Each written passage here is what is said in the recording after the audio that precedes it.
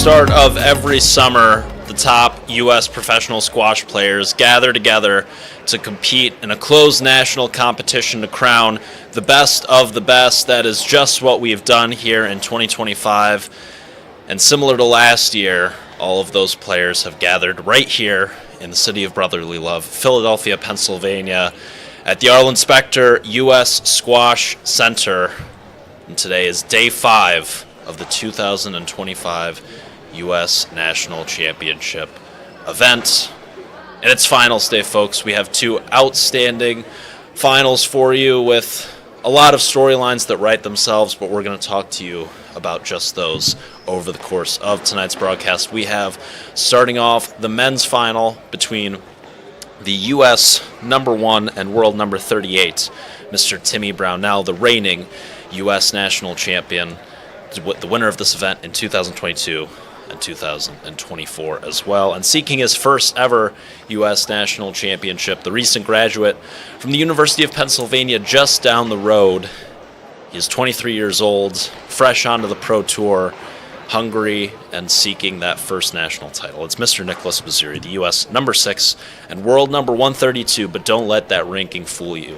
He is an absolutely phenomenal player, rising up the rankings and making things happen, playing well above his ranking right now, and you'd imagine that the number will reflect his level in the year to come. So can't wait for our men's final.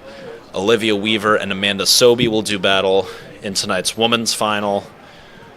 A lot of titles between those two individuals. Olivia winning her first last year. She is the reigning champion. Amanda Sobey, a 6-time champion of this event. She's looking to make it 7 tonight. Hey there, folks. My name is Jackson Bragman. Thank you for joining us here in Philly, here at the Specter Center, for what should be an awesome finals night. You see Timmy making his way across our screen right now, parking himself next to his mother, Christina, his coach, over the course of the week, as he gets ready to take the court. And alongside me for tonight's broadcast, it's Mr. Joe Robinson. Hello, Joe, Jackson. thanks for being here. Wonderful introduction. Very, very excited to see, first of all, the men's match here with Nick Bazziri, having a bit of an upset run, taking out the number 2 and 3 in the country in Spencer Lovejoy and Shahjan Khan. So it's going to be interesting to see how he backs it up this evening against, like you said, the defending US champion, Timmy Brownell. As the players are just readying themselves, final finishing touches before this mammoth match. Yeah, it should be big time. A couple big lads taking the court today. Bazziri, he's got to be at least 6'3", if not taller, and Timmy's got to think upwards of 6 feet tall as well. Long legs and big wingspans. Could be chippy, perhaps, Joe. What do you think? Are you expecting a lot of calls in tonight's men's final? I think maybe we know that Spiz is, renowned a little bit for his decisions and a little bit of a scrappy play from time to time. But Timmy very clean, doesn't like to get involved in any of that stuff. So I do think it's going to be a fairly clean match. Timmy will make sure it's nice and clean, and I'm sure both will just be wanting a fair match for their final. Obviously, Nick in his first ever national final appearance. Timmy been there and done it many times before. Yeah. Should be a very interesting contrast of styles. We'll tell you more shortly. But first, here is our MC for the evening, the former world number 3, Linda Alriani, with our player introductions. We've had a wonderful week of matches. I'm sure you've seen some of them yourselves.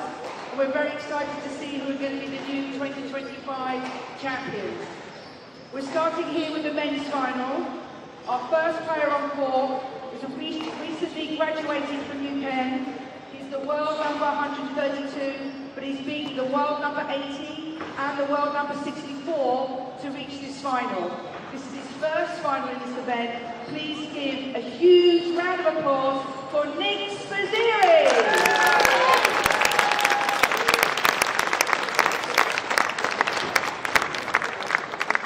And then his opponent is the world number 36.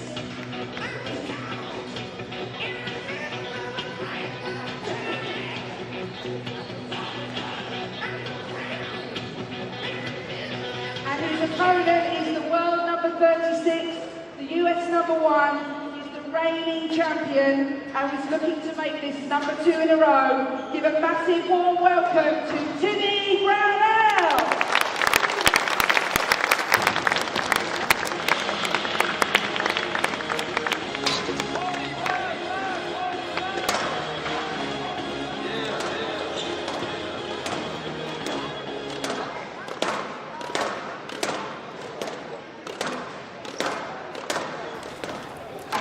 So there we have it on the left, Timmy Brownell on the right, Mr. Nicholas Spizzirri. It's a righty versus lefty matchup, of course, so both players getting those forehands nice and loose over the next 3 minutes and 44 seconds. A little behind the back from Spiz. And an excellent graphic from our main man, Hani, up here in the Eagles' nest at the Spectre Center, who's doing God's work for us, making Joe and I's job far too easy. So a huge shout out to Hani for providing the stream that you guys are all watching right now. But as we started to talk about a little bit, Joe, it's a fascinating contrast of styles. You think that a guy like Spizzirri is so rock solid, has that big time wingspan, loves to volley, and does such a good job of keeping the ball tight to the sidewall within 1 or 2 floorboards, and has outstanding width on his cross courts and uses a great variation of height and pace, and is just so solid in attacking those back 2 corners and, that's and what jockeying I was for position. That's what I was particularly impressed with yesterday from Spiz, was that work predominantly down the backhand side against Shahjahan Khan. He really sort of neutralised everything that Shah wanted to do and made it really tough for him. Obviously, a very, very different opponent tonight in Timmy, who's got a little bit of flair, got a bit better hands. So it's definitely going to be tough to neutralise that sort of unexpected play that Timmy likes to produce. But I'm sure he's got a game plan. I know he's got his coach Luke Butterworth in his corner tonight, who had to do a quick contact lens run about 10 minutes ago as Spiz left him in the car. Aye. But he can now see, so that's a good start.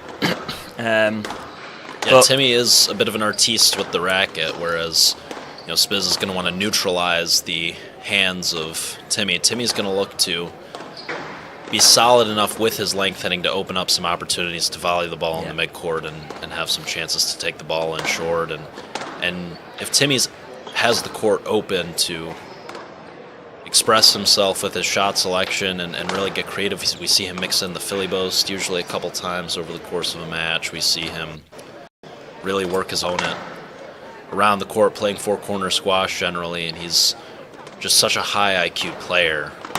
Yes. But the question is, will he be able to unleash that, or will he just be trying to dig himself out of trouble because of Spizzirri's quality to the back?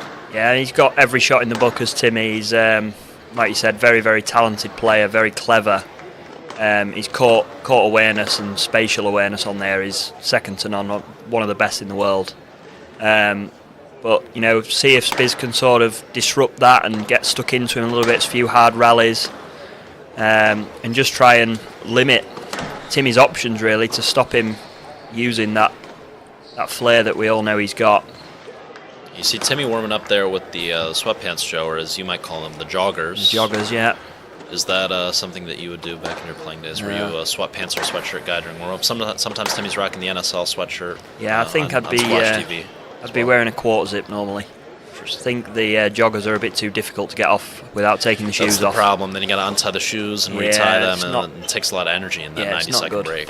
I guess 2 minutes for the pros. But maybe Timmy's got a... And here comes the racket spin. Let's see. Oh, that is absolutely gorgeous. Wow. That is pretty from Timmy. He's a professional. Timmy might have the extra baggy joggers on today. So I'm going to put you on the spot early doors as we get a replay of the racket spin. Yeah. Not quite as good as Joel Makins at the British Open, but it was pretty good. I mean, that is... It's a pretty long spin. It's one of the best of the season. But I'm going to put you on the spot early doors. Too, so that's the bonus point for him. Early doors, Jackson. Predictions for this one, please. It's going to be Mr. Brownell. 3-1, in my opinion. I think experience is going to win out for Timmy. We've got about, 6 years separating these two in age.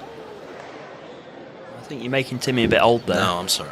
4 years separating these two. But obviously Timmy has had a long professional career thus far, and has loads of experience and has made deep runs in platinum events, the quarterfinals of the British Open last year, of course, and has won big titles over the course of his PSA career. Obviously, an incredibly successful junior career, former US Junior Open champion is Timmy, and of course at the collegiate level, a 2-year captain at Harvard. So he's just a little bit further along than Spizzirri. I think the talent for the reigning national champion is going to be enough, and we are underway.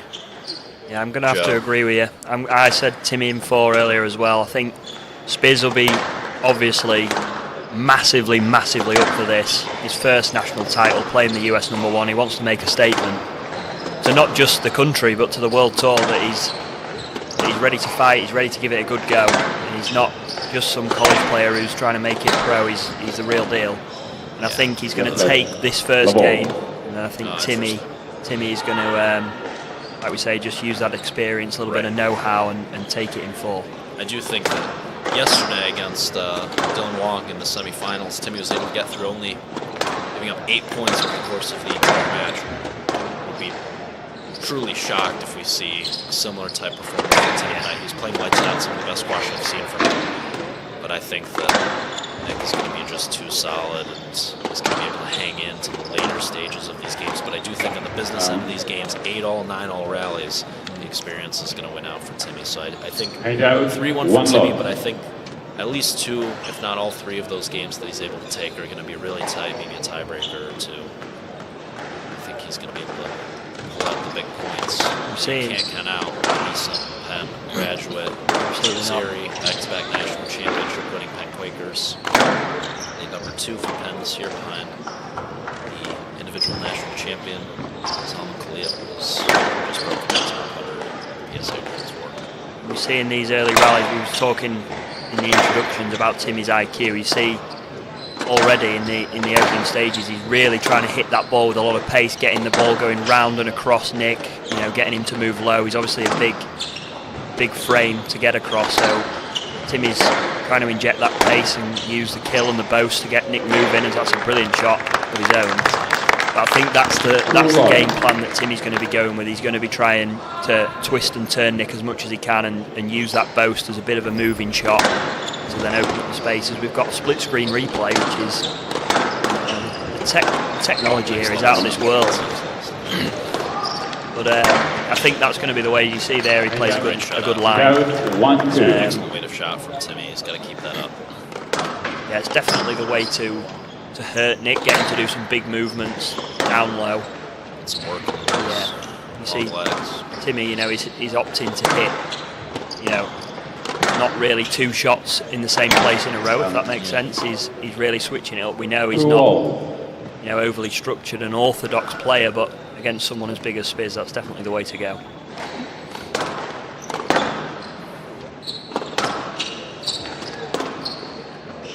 Because Spiz is so good in these situations, sort of jockeying for a position, do you think that it would be smart for Timmy to maybe try taking the ball in a little bit short, a little bit earlier than he otherwise would, to just kind of unsettle Spizzirri and make the court feel a little bit here? Definitely. Again, you can see here Timmy's line hitting, even when he's hitting to the back, it's low, and it's it's running away from Nick. A lot of the time, he's not really been given chance to get his racket above the ball.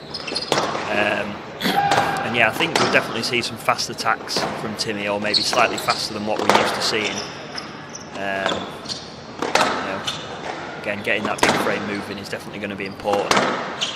Timmy's calls this evening, I'm sure he's very astute. He knows what's going on. He can almost coach himself to a certain extent, so I'm sure he'll figure it out. He's gone for it early doors. He's buried in the 10 there. As I was just singing his praises about his high IQ, he's absolutely smashed one into the tin. I like the attempt. I think trying to set the tone early, and it's a rare loose rail from Spizzirri. Brownell tried to take advantage. I don't think it's good opening. Good opening stage for Spiz, really. Obviously, he's got the 1-point lead, but he's hanging in there. The rallies are long, which is definitely going to suit him, in my opinion. I think Spiz is going to enjoy the longer rallies and put some work into the legs of Timmy. It's just how long can he do that before Timmy really starts to shine and use the angles like we know he can.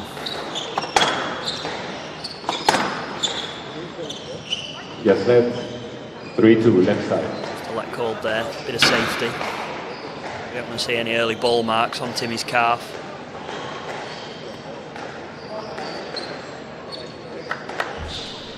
We talked about it a little bit during the semis yesterday, but Timmy elects to go for the goggles. Yeah. Actually, Spiz just finished wearing them really in his college career. A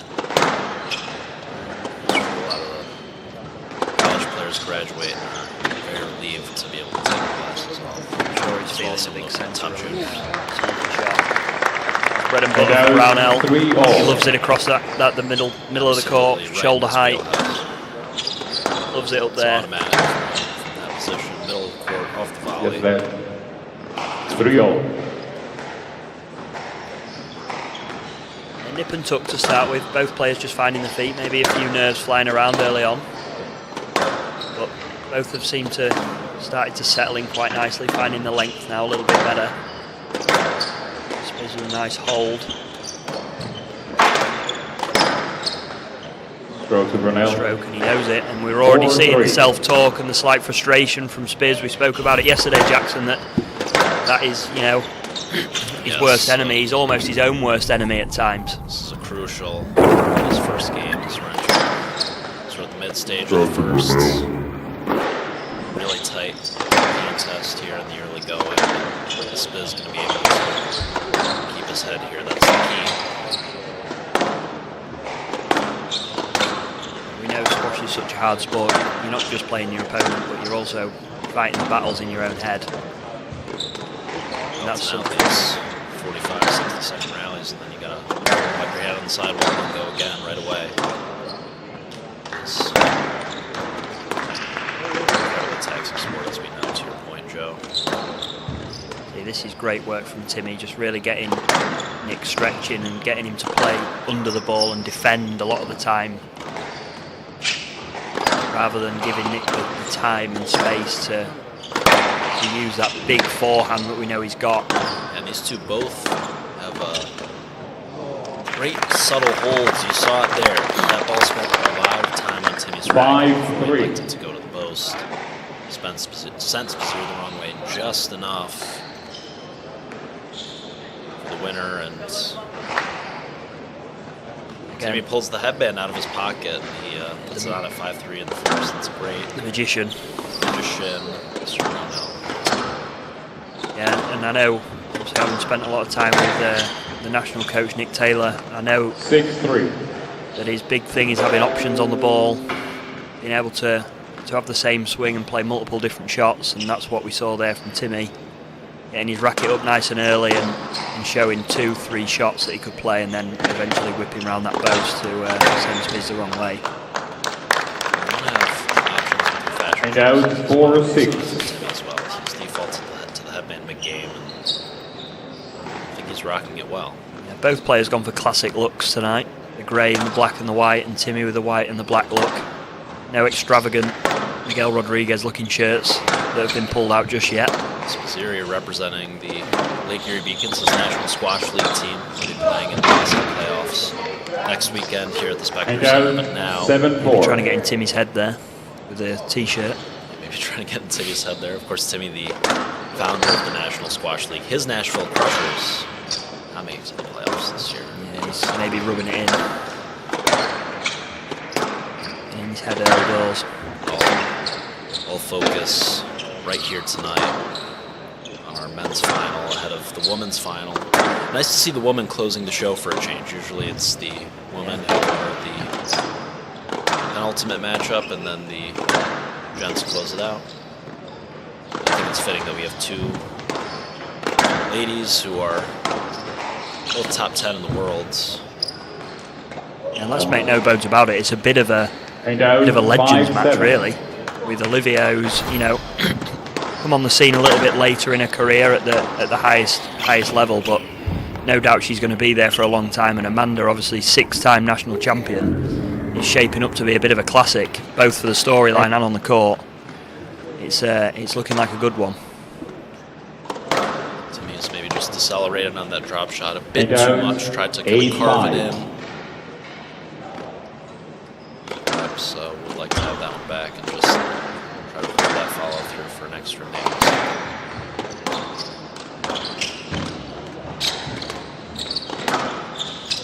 Here's the read of Spizzirri. Yeah, these are the rallies that Normally, Spiz needs. That lob would have been, I mean, indeed, those last two volleys for Spizzirri. Yes, left. 8-5, right ball. Yes, left. But those two lobs for the average player would be high over the head. You're going to have to reach in a very tough position. Your only option is to maybe go for a cross neck or just kind of poke the ball back long and play defense in those sort of situations where you're sending the rally. Spiz is so tall that what is a high overhead ball for others is really right in his wheelhouse, and he can just run from down on that ball.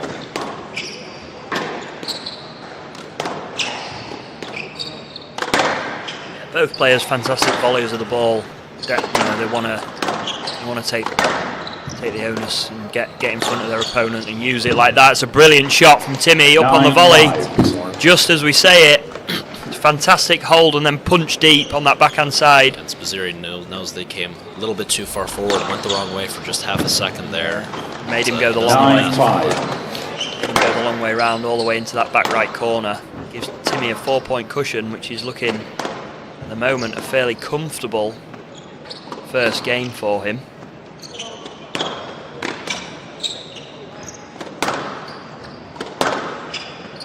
These two players battle tested. It's their 5th match in 5 days for each of them. No off days here at the U.S. Nationals, the SL Green U.S. Nationals at the Spectre Center. And obviously Timmy has had the slight easier run in terms of court time and length of matches. Right, Spiz has had a couple 10-5 game ball. of long matches. He went to 5 with Spencer Lovejoy on Wednesday evening in the quarterfinals, and then had a really tough 4-game encounter with the number 2 seed Shahjahan Khan. So maybe feeling the effects slightly more than Timmy, who obviously came through fairly comfortably last night against Dylan. Only 8 points Yeah. given up against world number 112.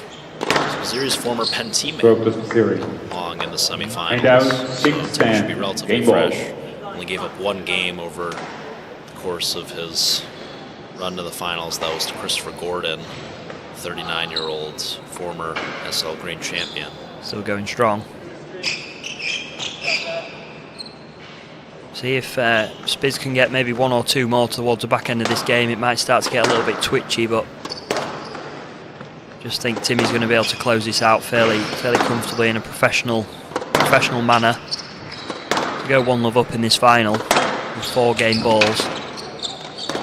And there it is. 11-6. First game on that backhand volley again. That's definitely been the highlight for Timmy this game. There's probably been 3 or 4 winners from that side, whether it's been the hold and the punch straight or a couple of backhand volleys that have gone short. It's definitely been the order of the day for Timmy as we get a little replay of that racket spin again. Oh, yeah. I'm sure we're going to have a little replay of a few of the points from the first game. Let you enjoy these. Yes, left. La ball. First point of the match. So yes, let's play again. Excellent trickle boast from Spizzirri. The term trickle boast may be a little bit overused a lot of times. And out, People 1-2. boast around from the mic. That was a true trickle boast.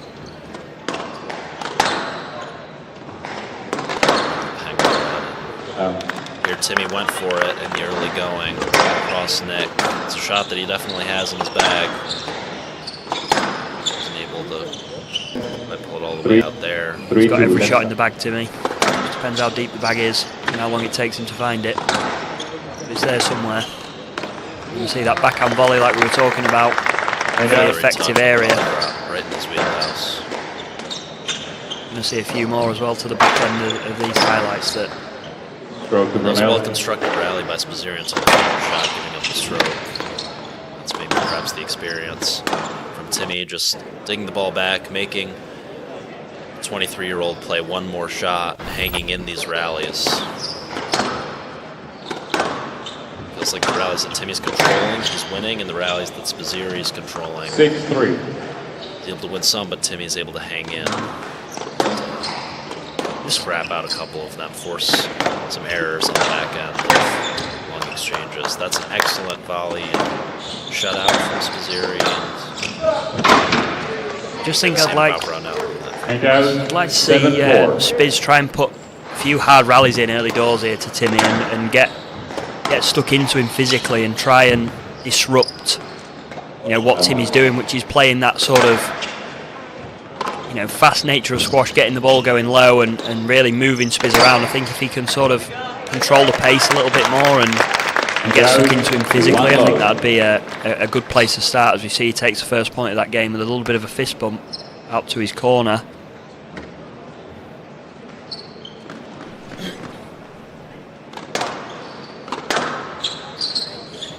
But my prediction of Spiz taking the first game has gone well and truly out the window.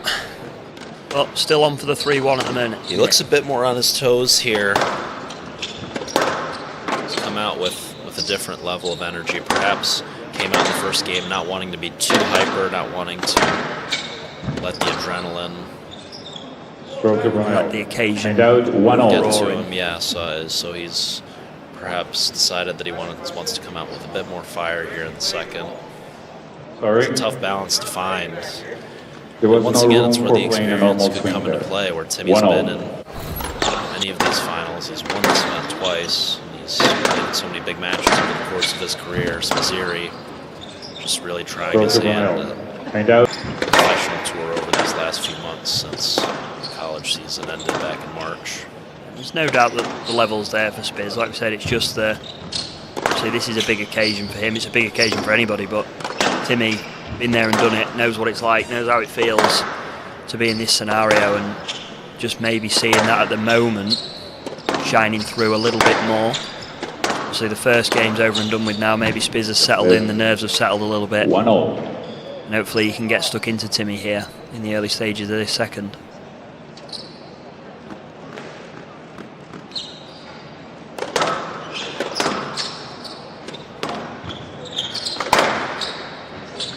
Spizzirri's credit, it's been relatively clean squash this week. Not too many calls in the match against Shahjahan Khan yesterday. Those two can both be known to rack up the decisions.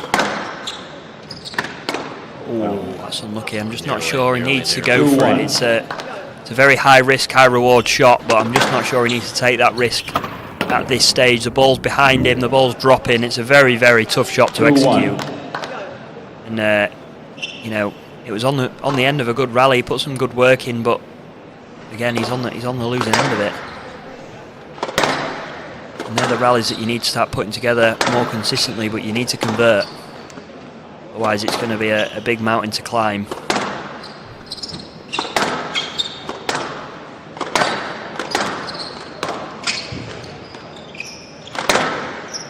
See, that's the shot that hurts Spizzirri, and again, perfect length, fist pump from Timmy Brownell. 3-1. He's up for it.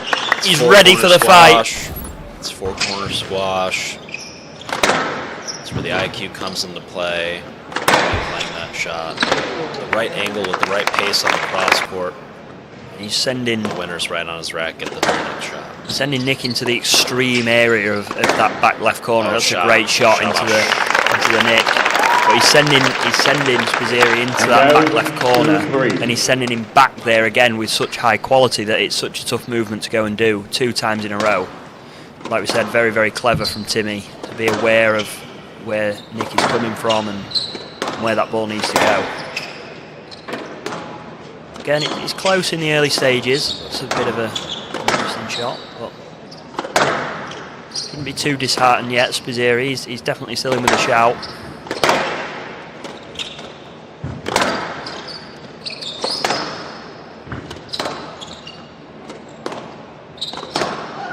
Oh, here's a tumble. I think that's going to be a no-let. Are you asking? Really? No-let. I think. Yeah, a bit of a tumble, but I think it was the shot was quite good, and I think he actually initially went the wrong way. You see there, he had a bit of a step to the left. I think you're right, Joe. It's a good eye from you in real time. It was gliding across the floor. 3-all. Here, Timmy. See. Left Earth, as the kids say these days, Joe. Is that what it is? Have you heard that in any of your clinics with the juniors? No, is that what they say, is it? No, I've not left Earth yet.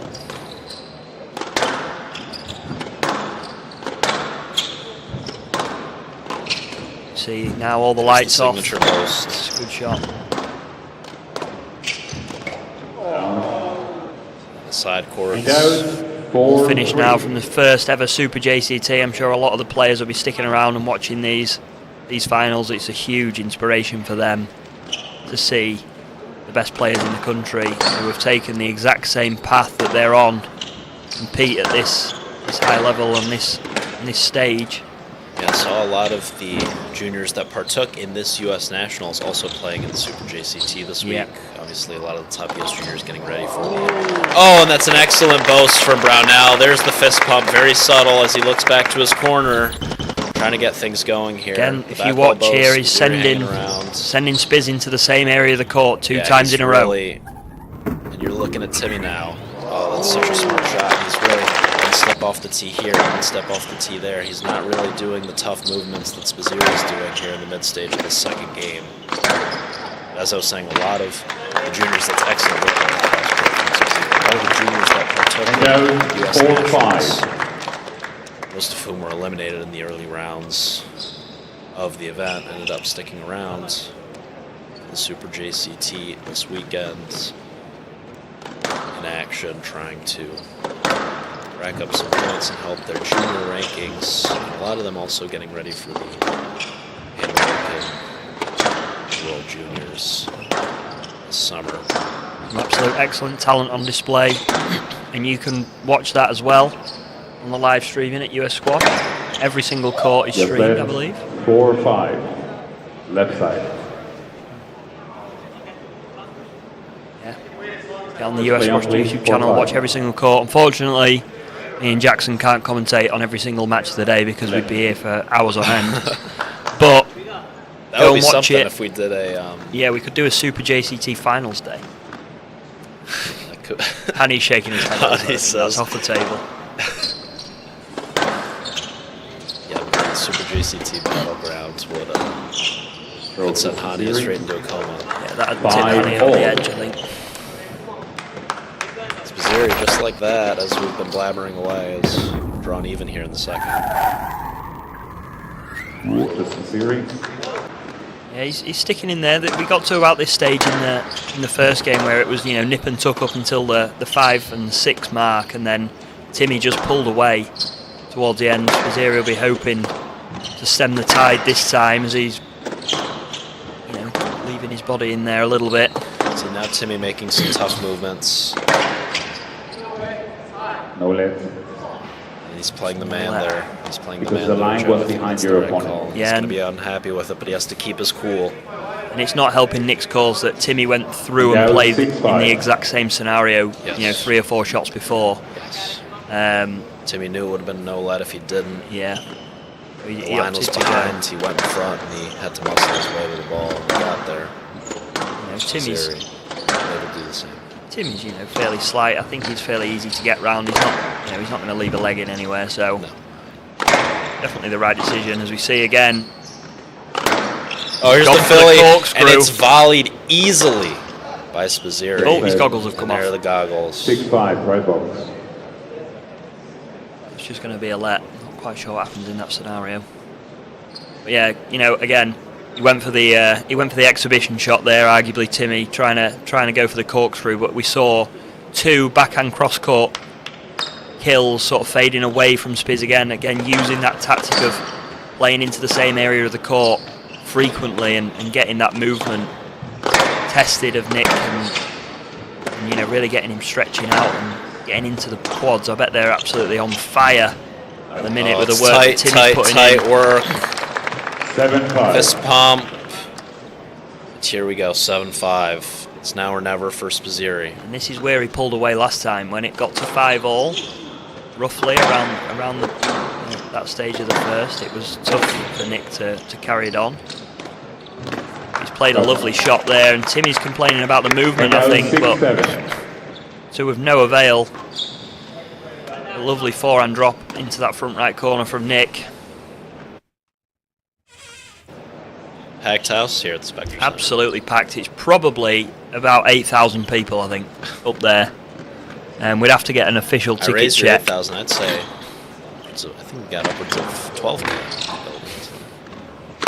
You see there's some absolute legends on the front row. We've got the, And out. correct me if I'm 8-6. wrong here, but the WSO man at the front. I've forgotten his official title. We've got Nick Taylor, the head coach. No, I can't remember his name. I wish I'd not started this now. Got Nicky T in the front. I know Nicky T. He's the head You can US take it back. coach. You can always just take it back. He's definitely there. I've just forgotten his Has he name. gotten that, Timmy? He has. He has, says the referee. Maybe get a replay on that one. Oh, this is a rally. This is a rally and a half. Big Seen point. some really entertaining squash here in the second. See- 8-6. Crucial rally. And Timmy has squeezed out Left side, 9-6 by the goal. 23-year-old who is unhappy. But he'll have to battle back from 9-6 down to avoid a 2-0 deficit here in tonight's men's final. Lovely shot, getting Excellent. the racket above the ball. You're really using the strings and chopping down the face of the ball, getting it, floorboard first. That's one of my favourites. Yes. And for the juniors watching at home, look how open Timmy keeps his racket face. There you go, the World Squash Federation man I've just had confirmed. He's called William. He is sat on the front row, and he's watching this absolute spectacle take place. And he's sat with the head coach, Nick Taylor, who'll be talking him through every rally, I'm sure.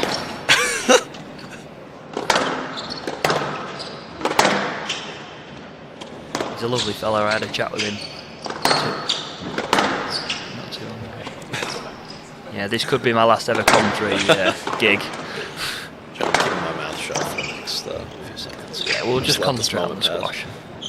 It's a lovely shot. Squeeze. It's a squeeze and a half. Elmer's glued to the sidewall from Spizzeri. And 7-9 down.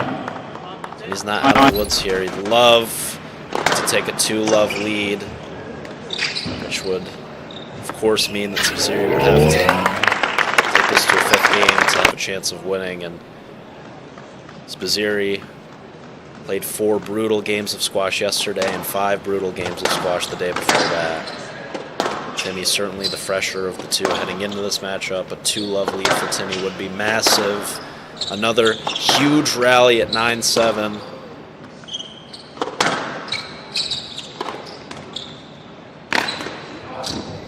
Oh, it's gotta be too good. And out, 10-7, game ball. Mr. Spizzeri Spizzeri, I need you to gesturing that the accept ball was decision. way above the 10. Is your conduct warning for the 10? Quite low. 10-7, Conduct game warning to ball. Spizzeri, says Hani. I mean, that's harsh, Joe. Maybe a little bit. It's obviously the first sort of interaction with the referee this match, and obviously I know the ref is wanting to keep it clean, stamp the authority early on. But yeah, I can see both sides of the coin there. 3 game balls for Timmy to take a 2-love lead here. 2025 SL Green U.S. National Men's Final. An excellent boast from Spiz. Stroke Timmy Ronaldo. runs into the 11-7, back of Spizzeri. game to A Ronaldo. stroke given. Ronaldo leads. I'm not 2 too games to sure, go. Joe. It wasn't a great shot from Nick, but Timmy almost went the wrong way there. Look, you see It him was go. an early ask as well. It was. See, it's not an excellent shot. Timmy's almost taken a step to the left and then come back. Yeah, he The did referee ask must quite feel that early. even though he's gone the right way, or the wrong way, he was still all over that. See there, Timmy with his shirt off. I wonder what colour shirt he's going to pull out next. I'm going to go white.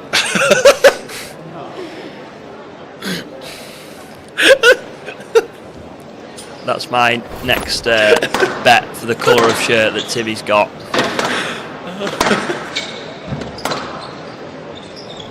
Stroke to Ronaldo.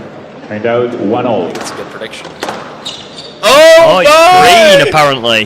1-0. Word on the street says it's green. Hani says green. That is an But absolute Timmy, I mean, outrage. yeah, Timmy has, I think in years past, he has gone for the green shirt. I think more recently you see him usually sporting the white. Oh, Hani, it's just 60 seconds. interesting. It I could be see the green now. I've seen him in green. Yeah, he has gone for the green. He's usually goes for the white. All those green Harrow shirts they wear. But anyways, replays from that second game. There we saw Air Timmy taking flight, regrouped well. Once again, from 5-all, able to run away from it in the mid stage of the game. They will resume in 30 seconds. 3 game balls to close it out. Did it on his first attempt. Timmy Brown now 1 game away from his 3rd Just let U.S. 4, Men's National Championship in 4 years. 15 seconds. Been the poster boy for U.S. squash, at least on the men's side. Last half decade or so, for good reason. He'll be open to continue this form into the next season of the PSA. Yeah, and a bit of a rough year at times that Timmy Well, they'll lead dropped about 2 10 games spots to in the love. PSA rankings. And out. Not what he was necessarily Level. hoping for. This could be a really, really nice way to end the season. I feel that he's in his best form of the year. Watching him in the early rounds of some of the Platinum events, you can't really tell his level when he's going up against the Ali Farags and the Mostafa Asals of the world. But in some of those matches where he had potentially beatable opponents, Shah Jahan Khan, for instance, in the opening round of the World Championships. Some of those matches in Bermuda, no let they're given. Yeah, and he Fell fell in the to first round of Motor City Open in Detroit as well. he lost to, I can't remember what event. I think it might have been in St. Louis, but he lost to Ronald Palomino of Colombia again, another one who's, you know, slightly lower ranked, probably playing above his level. Yeah, but like you Palomino's say, a tremendous player. yeah, he's had a tough season as Timmy on the PSA tour, but you know, I'm sure he'll be looking to bounce back next year, and this would be nice. This would be a nice, you know, cap to his season if he was to get this done here in 3.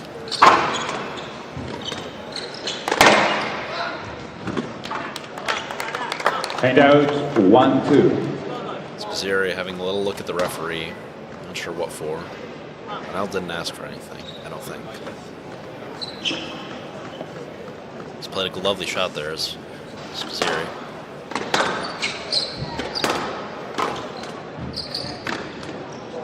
There's that slingshot forehand from Spears. Oh, that's a clever, lovely that's pattern. clever. Excellent from Spizzirri. He's not going down. Fist pump goes without a in. fight. I was right with my t-shirt prediction. Timmy went white. He has gone. Prediction of the night from me. That's another good shutout from Spears. He's on the march here in his new shirt as well. Hani, what was the money line on Timmy pulling the white shirt out of his bag there? You think minus maybe 1,500? Is that a fair line? Okay, Hani says maybe more. it's a 2 for 1 deal.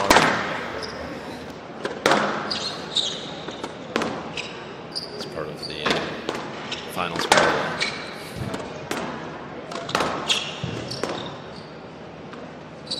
See, Oh, shot. This is just a quality rally. Busy's starting to put some rallies together, and he's starting to gradually convert them. Yeah, this is a lengthy affair, and both players under hasn't pressure at converted given that one. points and resetting and finding themselves on top. And out. There you see on the 3-all. back end of a lengthy and physical exchange, Spizzirri on what's kind of a routine ball for him in the back right, making the error. That's a nice piece of width from Timmy, but normally Spizzirri able to scoop that back, but perhaps reeling from the physicality here in the third, and that'll be a no-let. Yeah, no That let. ball is Elmer's Right glued ball. to the side wall. Line was to the right. Spizzirri has to keep his cool here. This is a crucial point. He cannot let Timmy just go on a 2 or 3 point run here and build a lead. He's got to hang around here in this third. Well, that looks a bit of a dubious pickup for me there. I think it took a weird bounce off the sidewall. I thought it was good. Maybe we can see it play out. Timmy has not gone for the cross nick there. Thought he might. Stroke given. No! Yes, let's. The hands on the hips. He's going to take a breather before he does anything silly. Spizzirri, I thought that was a stroke in Hausen. I'm not sure. I think by the time it was ready to be played, Timmy had Maybe cleared he pretty has well. cleared. That's excellent work from our man Hanny in the replay. booth here, Timmy slowing cleared things down. pretty You might be quickly. right, Joe. And, you know, just to make you all aware, we don't actually have audio up here, so we're getting the referee's decisions from the player's body language. Oh, Shumashui! Timmy And there it smashes is. Slam 4-3. dunk. And it will be pancakes for dinner tonight for Mr. Brownell. 4-3 here in the third. It was a lovely shot. Timmy just slapping it into the That nick was there ball. on the forehand side. We did the Spizzirri fist pump counter during the CSA Nationals, counted how many fist pumps he did over the course of one game. I would love to do a looks to the referee counter. Not necessarily words or exchanges or complaints or even but just how many looks to the Glances. referee with blank expressions We must be in the third. for about 2 Mississippi. And Timmy playing some lovely squash. that's Floorboard excellent. first, That's into the sidewall. He knows it. He's just gesticulating out to his mum. Paid out 5-4. But that's what he needs to do. That's all he needs to do. Really straightforward squash there, but very, very effective. Spizzirri steady the ship. We've been deadlocked at 4-all, 5-all in each of the 3 games thus far, and then Timmy's been able to run away with it. Lovely Oh, that's shot. lovely. And we got to this stage again in the first 2 That's games. a tough shot there, Joe. Paid out because That is 5-all. not in Spizzirri's wheelhouse. He played that very low, almost level to his knees there. Yeah, he's done That's- well I to mean, that's just really nice take on the that volley. That's a early there. shot that is a lot tougher than it looks. Oh, Timmy! Talking about tougher Get than it out looks. of town. Off the sidewall from the serve, backhand volley short. Yeah, That it's is not one of the a- hardest in the game. It's really not a poor serve from Spizzirri. It's just excellent from Brownell. And that'll just really deflate Spiz, I think. Just, you know, he's put in a really good rally and a great Oh, shot. Don't speak too fast. No, should have Paid done an out out shot again. 6-all. But, you know, it's when somebody's got the ability to do that, it can deflate you a little bit where you've put in a good rally and you've done some good work and you've won No, the it's an point. astute point. And then they just slam one into the nick off the serve. Can't really do much about it. Ooh, he could have stopped. Where's he going here? He's nearly Paid out broken. 7-6. Glass Back nearly glass came there. through there. No left. He's going to get a no leg. He's asked. Spizzirri he's thrown his racket up in the air. It looks like he wants a review. We don't have it. Yeah, I think he asked for that let about half an hour too late there. He was, you know, he was never going to get a let in that scenario. He went all the way through to try and play the ball and he was just slightly off balance. It's great width from Timmy. It's a great working shot. It's a Oh, labored movement in the back that's a lovely right. shot. And now Timmy's let the arm go. Now he's feeling it. 8-6. 8-6. This is the match right here, I feel, Joe. This is the rally.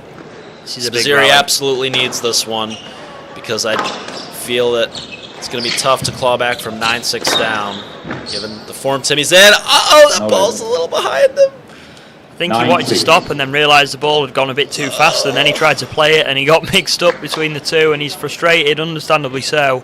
But again, Timmy has pulled away again at that sort of 5-all, 6-5 mark and you know, his experience has shone through and he's just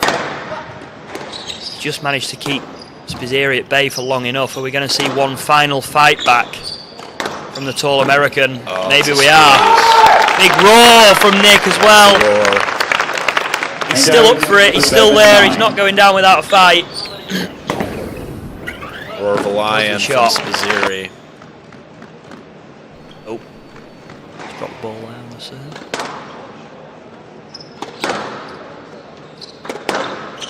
Got to give all the credit in the world to Timmy here for really unsettling Nick. He's struggled to find any consistency as Spizzirri. Timmy really working net corner to corner. His length has been deep behind the service box. His short balls have been left really close to that front wall.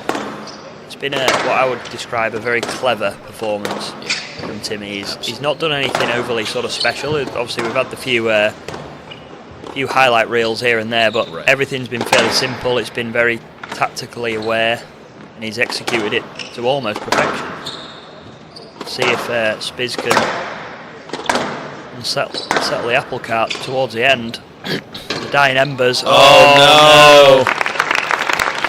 Timmy's nodding his head. He's one away. Hand out 10 Three match seconds. balls, Match three ball. championship balls. 3 championship balls, Joe. It's 3 championship balls. It's been dominant for Timmy this week. He's only given up 1 game over the course of the entire event. He's the best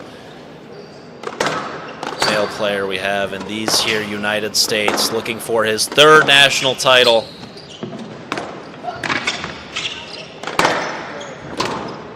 There's the back wall boast. Oh, Spizzirri it's a with hole. a nice flick.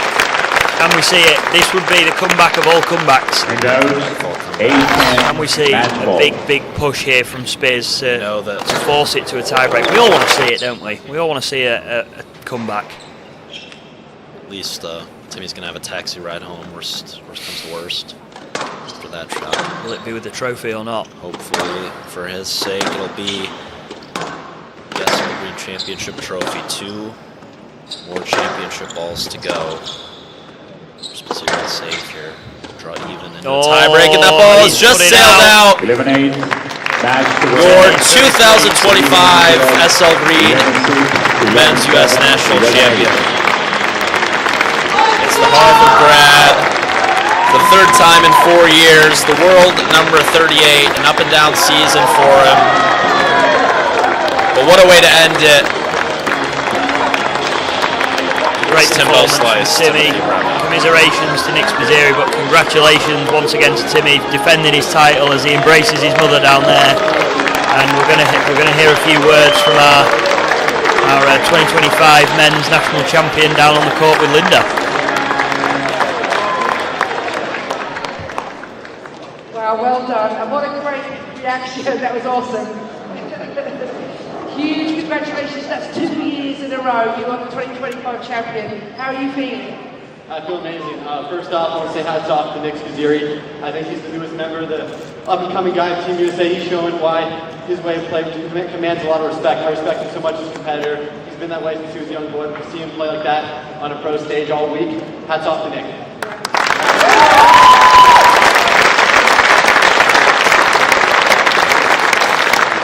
You've been so precise, so chill the whole week, and you're the reigning champion. You'd think there'd be a lot of pressure around that, but somehow you didn't look like too bothered. What was your approach? Yeah, I mean, honestly, the worst part of the week was when I wasn't playing. So, you know, during the day, it's hard to get through the hours, honestly. I just love to play, and when I play, I forget about all of the nonsense. But personally, to me, this week means a lot. In squash, you know, it's not meant to be played trying to win this one match, but I know what this title means. It means a lot to have my family name on this trophy. My mom in particular, Christina Brownell, she's never gotten the appreciation she deserves, and so to have her name on that trophy forever, nobody can ever take it away, and she deserves that.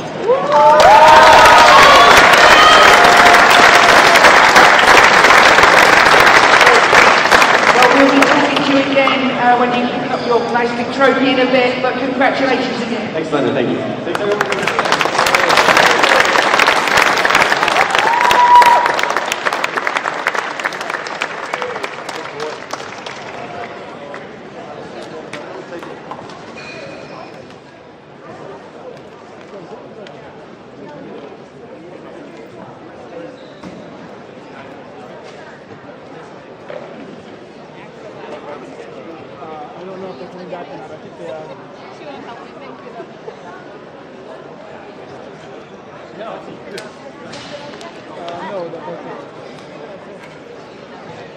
Well, the Party Rockers are in the house tonight, and Timmy Brownell is your 2025 SL Green U.S. Men's National Champion. What is the name of the Women's U.S. National Championship, you may ask? Well, it's no longer the SL Green.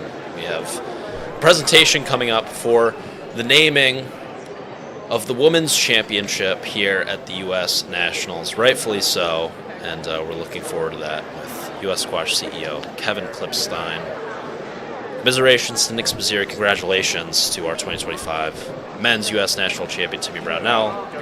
Don't go anywhere. We'll be back shortly with what should be an electric women's final between 2 absolute legends of our game. The world number 4, Olivia Weaver, doing battle with the world number 9 and 6-time U.S. National Champion Amanda Sobey. See you after trophy naming presentation coming up in a few minutes.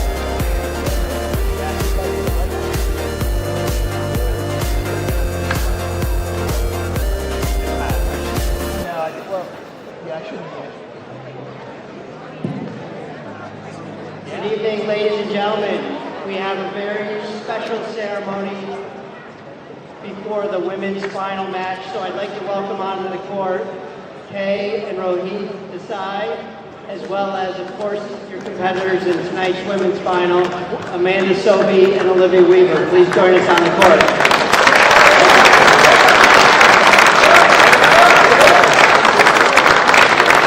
I do want to say I really appreciate the players and allowing us to interrupt their pre-match routine. This is quite unconventional, but this is an extremely special occasion where we're recognizing and appreciating and showing intense gratitude for the Desai family who have allowed us to elevate, to pioneer parity in women's squash. And so we're very proud to be naming the U.S. Women's Championship, the Desai Family U.S. Women's Championship.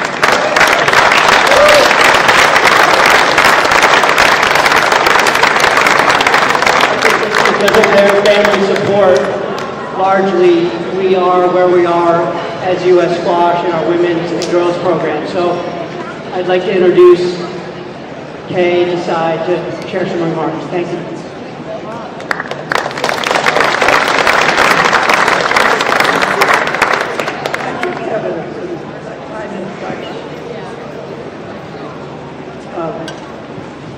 Do that again.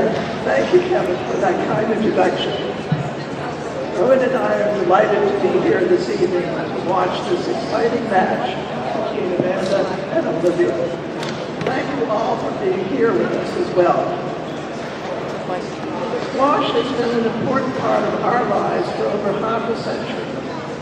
Fred and Carol Weinmiller introduced us to squash in the late 1960s at the Heights Casino, long before our children started playing in their stored junior program, which U.S. Squash has celebrated as the original model junior squash program.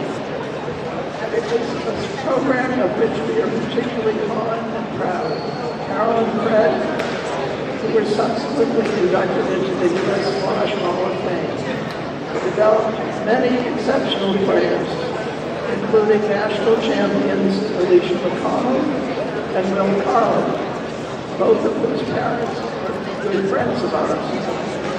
I understand that Alicia also inducted into the U.S. Hall of Squash of Fame. Still holds the record for most consecutive women's national championships at 7. And that is a record possibly unlikely to be broken now due to the greater number of women playing at that top level. More importantly than talent and effort, however, Fred and Carol always emphasize sportsmanship and character in their players, including our children, who had competitive success on the courts as well. Notably, our daughter Vanya entered multiple junior championships, won those, and a national collegiate championship. And both Neil and Vanya earned All-American honors in the 1990s. Beyond a doubt, however, the value of sportsmanship and character were the primary life lessons they both received from Carol and Fred. I will note that both of today's finalists have each previously won this championship, and each have received formal recognition for sportsmanship. When Sunil alerted us to the disparity in the U.S. Squash Women's National Championship trophy after he had watched the 2015 award presentation, we were pleased that our family could offer a solution.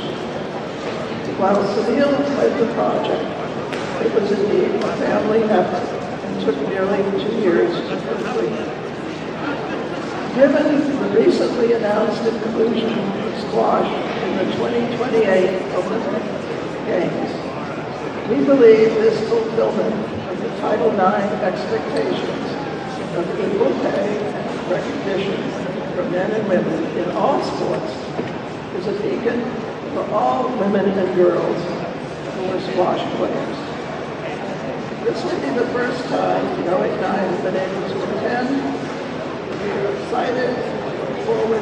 presenting the trophy to the winner of the 2025 U.S. Women's National Championship.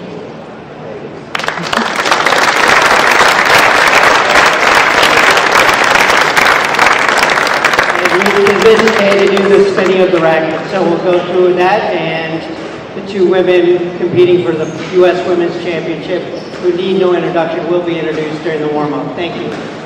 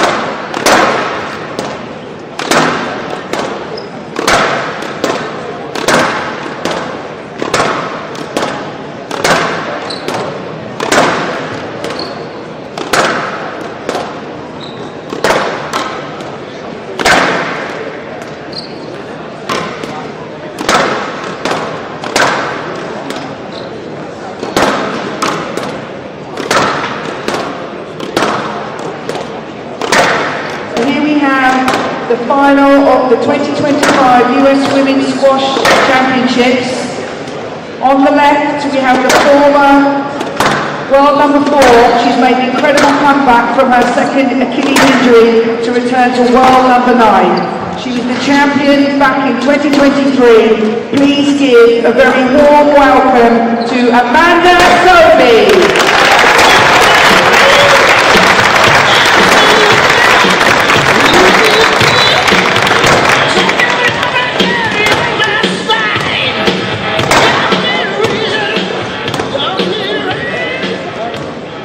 And her opponent had an amazing season, winning the next week, the Australian Open, and consistently reaching the semi-finals of the platinum events.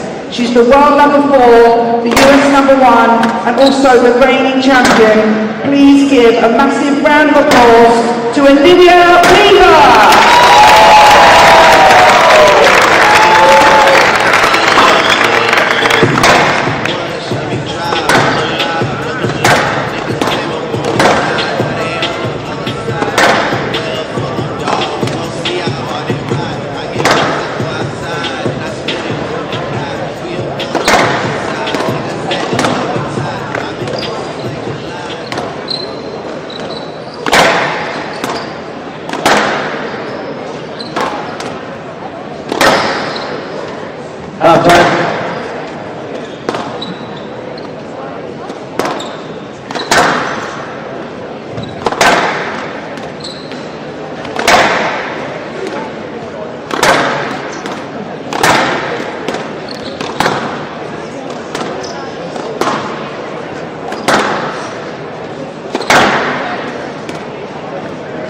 Back to the US Squash YouTube channel for tonight's US National Championship Women's Final. We saw Timmy Brownell with a convincing 3-love victory over a recent graduate at the University of Pennsylvania, right down the street here from the Specter Center, Nick Spizzirri. Impressive for Nick to make the finalists. The US number 6 number 6 seed in this event took down Spencer Lovejoy and Shah Jahan Khan en route to the finals.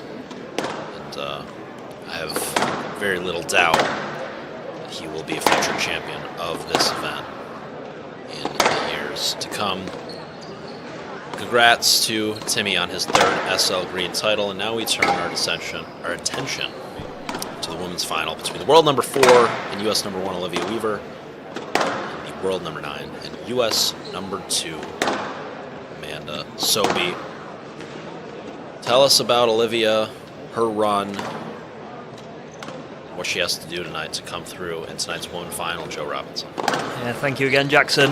Been a pleasure to be commentating these last few days. Yeah, Olivia has had a fairly straightforward route to the final. Obviously, quite a few of the junior players have taken part in this event, so the early stages for those higher seeds have been fairly straightforward. She's yet to drop a game. She actually played Amanda's sister Sabrina yesterday, who's on the way back from injury. So maybe not the matchup in 6 months' time. That it might not be as straightforward for Olivia. But last night she made it look pretty comfortable. And Amanda obviously has had 2 Achilles ruptures, so she's an absolute inspiration to anybody. To be back playing inside that top 10 and to be in another national final. She's looking to make it 7 again. Route to the final a little bit more difficult for her. She took on the up-and-coming Marina Stefanoni yesterday and came through 12-10 in the 5th game. So could have gone either way, and it'll be interesting to see if she can back up physically. There's no doubt that mentally she's always a fighter. She's a warrior, but physically, obviously, Olivia is known for her fitness and speed and stamina, and has had a lot less time on court this week than Amanda, so it'll be interesting to see how this one plays out. What are your predictions for this one, Jackson? I'm going to put you on the spot again. Yeah, Joe, I think you've highlighted a key point there. Obviously, these 2 incredibly talented, but Olivia in such great form right now, and certainly the fresher of the 2. Amanda, a week shy of 32 years old, those 2 Achilles ruptures. In opposite legs, we should mention, as we're underway here in the women's final. Just brutal injury luck from Amanda, an inspiration to us all to be back on the court here in this event that she's a 6-time champion of. Yes, Lex. But I feel that the fact that she's having to now play her 5th match in 5 days, and no off day after that brutal semifinal matchup against, once again, another up-and-coming rising star in U.S. squash, Marina Stefanoni, recent graduate from Harvard University, Amanda's alma mater. Coming through 12-10 in the 5th, that match creeping over the hour mark. I do feel that the form that Olivia's in, combined with her being the fresher woman, is going to propel her through to a 3-love victory. What say you, Joe? Yeah, I'm going to have to agree. As much as everyone wants to see another 5-game battle like we saw last night with Amanda and Marina, I do think that Olivia's just going to have a little bit too much for Amanda. But we know what Amanda's capable of. She's 6-time national champion. She's beaten all of the top players in the world, so she's obviously she's got the level, and there's no doubt that on a day she can definitely push Olivia. I just think on this occasion, Olivia defending her title from last year as well, I think is definitely an interesting dynamic. I just think, unfortunately for Amanda, she's not quite going to have enough this evening. What a way to get the first point on the board for Olivia Weaver there. Inch perfect on that volley, straight drop. Set the tone, taking the ball in short early, stretching Sophie around the court. She is going to want to look to make this first game, as long as possible. Yeah. And we might see a similar pattern to what we saw in the men's of Amanda might be wanting to be getting this done a little bit quicker and sending that ball in short early, and Olivia's going to be wanting to extend the rallies, I imagine, like you say, in that first game, to see how Amanda's feeling physically. The first game's obviously very important, but I think more so for Amanda. If she can take the first game, she's definitely in with a real shot. If this is a lengthy affair in the first and Olivia takes it, I think it's going to be a tough ask for Amanda, but we'll soon see. And we know what they're both capable of, so it's definitely going to be an interesting match here this evening. And Amanda's going to know that she's going to come out firing here in the first. No, that's it.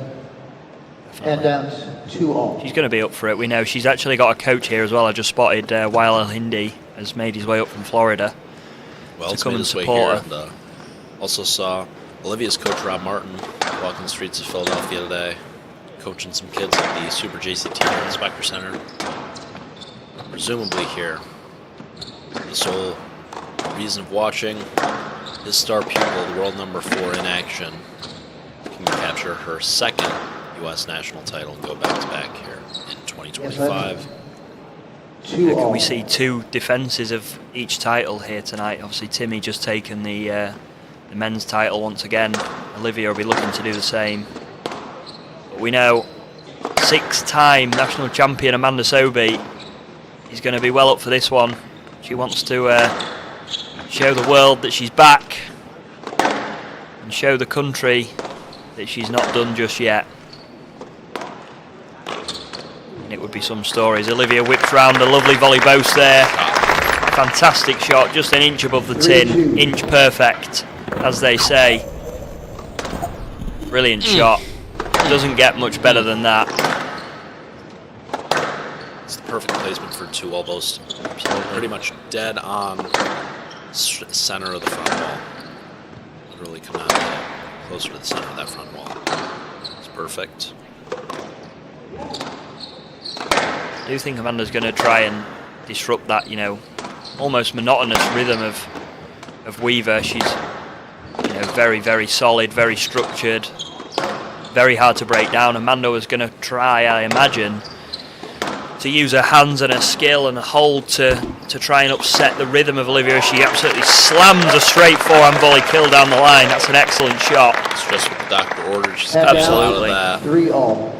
Again, we see a packed house here at the Ireland Spectre US Squash Centre. We can see Rod there in the corner. Right. The former world number 2. Oh! I can't believe Olivia got I can't that. believe she's gotten that back either. That I was, mean, how again, many- a boast. An inch Oh, that's perfect. excellent. She's turned it around into a winning position 2 shots later. Here's the first sort of come on. Handouts 4-3. She does that a lot with that little head. Yeah, there's a head nod. Very Greg Gaultier-esque. There's a lot of self-talk going on with Olivia a lot of the time. Absolutely. That's another great gap. Very Triple boast in the self-motivated. front from Amanda. She's one of maybe 2 or 3 ladies in professional squash that's taking that ball back. Yeah, she's So it's a tough ball, especially the lateral movement in the women's game, and she is Oh. just an absolute beast. Spends a lot of time working on her physicality. See how absolutely jacked she is. 5-3. again there. You see very explosive into that front corner on the counter drop on the forehand side, just rolling it in nicely, Yeah, it's giving the Amanda no chance. Using her ability, movement to attack there.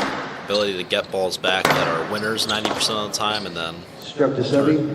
shots that are, you know, Hand very down, solid 4-5. attacking shots that put your opponent into a into a tough defensive position 90% of the time. Instead, turn those into situations where you're on top of the ball and you're. Yeah. No, it's definitely, you know, Olivia can get a lot of balls back, but it's that being able to use her movement to her advantage as well to You know, the first step to is attack her to be on opponent. top of the ball as opposed to just scraping it Exactly, back. yeah. It just really opens the court up for her. Out of she's really stretching the court out for Amanda here. She's Seven making it four. big. Yeah. But, you know, this first game, although Olivia has got the 3-point cushion, it's not been overly physical. So if you're an Amanda Sobey fan, I wouldn't worry just yet. Although Olivia playing some absolutely fantastic lines here, it's not been overly physical just yet 8-4. for Amanda. Which will, you know, maybe give her a slight glimmer of hope in this first. And it's not to say that Amanda's not an incredible athlete. Obviously, you know, does a lot of work, hard work. Olivia, less time on court. Amanda obviously had a big battle last night, and it's going to be definitely. She'll be feeling it in the legs, I imagine, from last night. A little bit. I know I would be. How could you not be? Yeah, there's another brilliant shot. We all need a day off every now and again. 9-4. And that's a lovely shot. Right shoulder height, racket above the ball. Straight through it. Into the front left corner. That's her signature shot. She's making that 19 times out of 20. That straight volley Hand drop out, in the backhand. That's 5-9. automatic for her.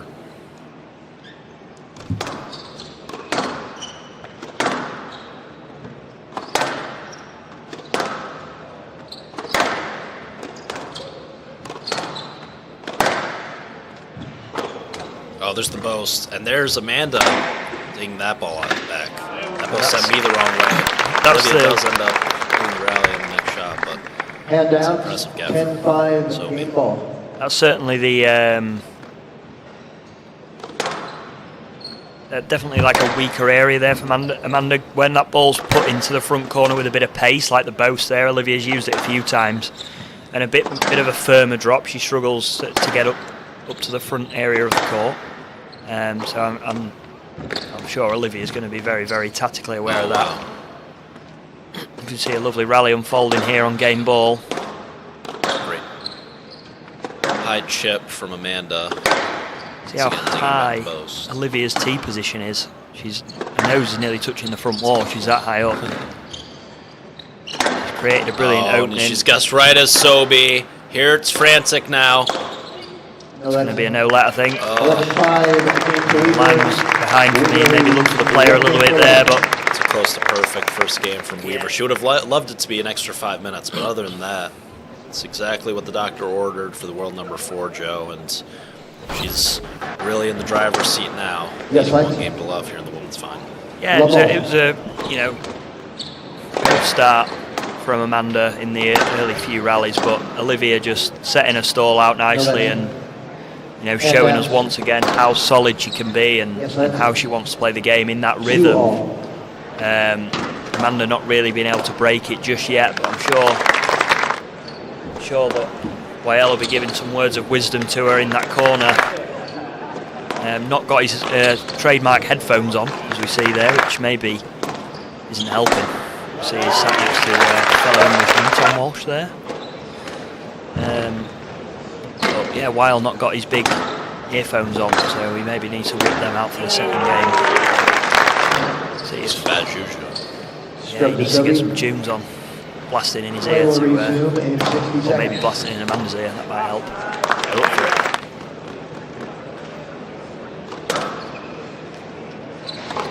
Yeah, it'll be interesting to see how Amanda responds here. We know she's gonna leave it all out there on the court.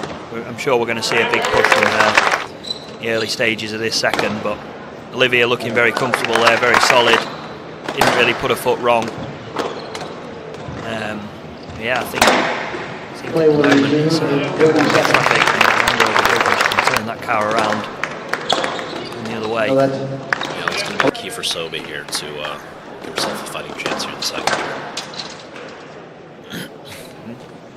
I've caught you in the middle of a swig of, what is that, Tropicana OJ. Bit of orange juice there. Sorry, you have to repeat that question. I'm not sure how much time you spent with the University of Pennsylvania women's coach, Jack Maya, but he is a vehement Weaver leads 1 game to proponent of love all.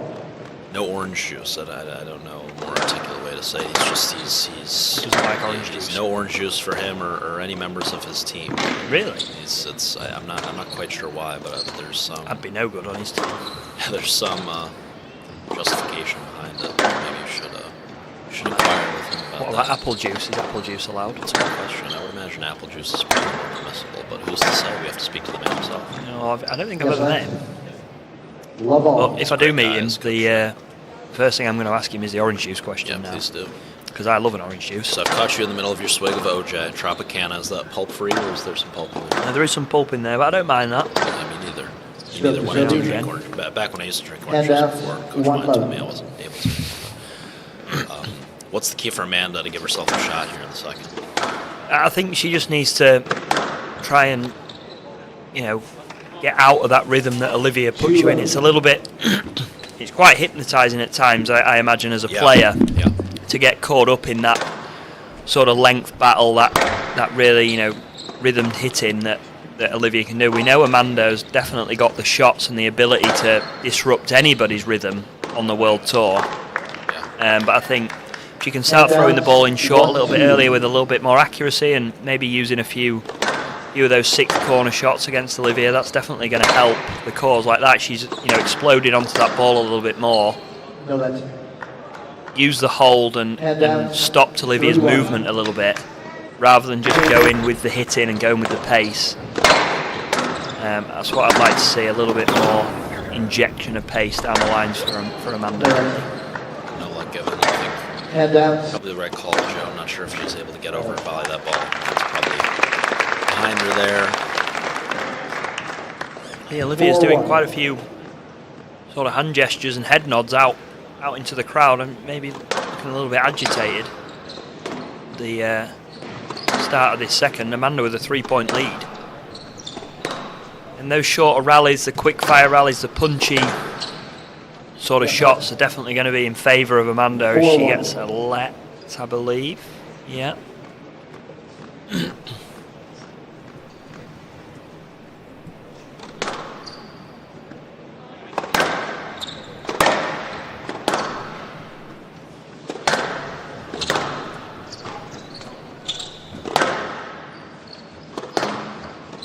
It's a great point on the almost hypnotic structure to Weaver's game. Such a solid length hitter, uses a lot of height on the front wall, and then all of a sudden she'll just take the ball in short when her opponent's not expecting it. Loves to whip around that post, which, as we know, is an incredibly effective shot at times, especially in the women's Slightly game. late on the ball there. And I think against Amanda as well, testing that movement out to the front is very, very important. Yeah, even if it's not a winner, and even if Amanda's Exactly. getting it back, it's going to be really tough for Amanda to retract out of those lunges. She's going to be feeling the effects of that as this match goes on. Definitely, and that's what 3-4. she needs to be aware of, that although Olivia is very structured, that she has got that surprise element every now and again, and it's almost, can Amanda beat her to it in that sense of, can she throw in some angles and some difficult shots for Olivia to sort of read. A great width there, good awareness. Grabbing that cross court around the reach of Sobey. The other interesting storyline tonight, Joe, is the first time that these two have gone at it in a final. Actually, you know what? I take that back because I'm not sure if that's correct. I think you could be right. This may or may not be the first time that these two have gone at it in a final, but it's certainly the first time that they've gone at it in a final with Weaver in the form that she's in right now. Obviously, Amanda out with injury this time last year, still coming back from that Achilles rupture. She did ask just And in time. this could be a bit of a passing of the torch 5-4. moment. Olivia only a couple of years younger than Amanda, but is in such tremendous form right now and is taking the reins as the top ranked U.S. woman. Title that belonged to Amanda for many, many years. So Amanda looking for one last push to maybe find herself back in the top 5. I think we said it last night that this is maybe, this might sound a little bit harsh, but this is probably Amanda's last best chance, I would say, at a national title. Obviously her sister's coming back from injury, Marina, we saw last night, pushed her to the absolute limit and is there or thereabouts at that level. And obviously Olivia as well. Not to say that Amanda can't beat those players and stay at that level, but even the girls in the collegiate ranks, the exactly, Caroline Fouts of the world, the Lucy Stefanonis as well. It's going to just get tougher and tougher, and I think this year is, maybe last best chance at, getting our hands on that trophy once again for a 7th time. Fortunately for Amanda Jo, that 4-1 lead she built in the early going of the second game has evaporated. 6 straight points for no return. Weaver here.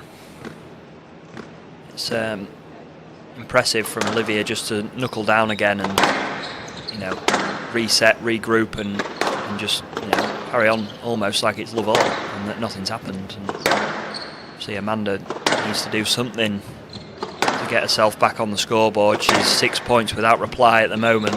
As Olivia just puts one into the middle of the tin, that's what she needs. Bit of a head nod from Amanda. 5-7. Big rally here at 7-5. Keep herself in it. Olivia gesturing there. She wished that she had perhaps gone for the high cross court there from the back instead of forcing the issue on the straight drop. A little frustrated with herself to give back some of the momentum that she's garnered here. Sometimes when you're facing that onslaught of 5-6 rallies in a row, Joe, even if you haven't done anything to get out of that jam, if your opponent makes an unforced error, you just get that little extra vote of confidence. Bit of a lift, isn't it? It's a bit of a lift, even if you haven't really forced anything. It's just a bit of an opening. Yeah, she's allows you to side.